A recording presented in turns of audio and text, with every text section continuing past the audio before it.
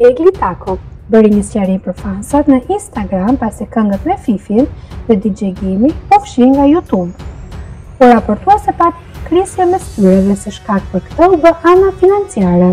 Në reagimin e saj, Egli theksoi se ka qenë e ftuar në këto projekte dhe se nuk ka të drejta më shumë, duke shtuar se pas heqjes së këngës nga YouTube, shihet Fifi dhe arsyeën e vërtetë e di vetëm ajo. Unë jam e ftuar në këngë, njësoj si DJ Gimi, është bashkëpunim që të drejtat e projektit i takojnë autorit, i cili e posedon kanal, në rast konkret Fifi. Kënga është hequr për 2 ditë nga platforma YouTube, me vendim të autores për shkaqe të sajat. Megjithatë, në fund bëri të ditur se nuk do të vazhdojë më bashkëpunimin me Fifin, të cilën e kishte menaxhere.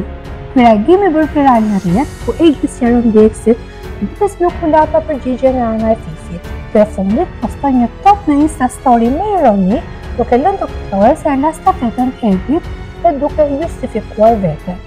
Sidoqoftë, këngët e tyre tashmë janë rikthyer sërish në platformën YouTube. Për informacionet e minutës së fundit, bëni subscribe kanalit Zona VIP.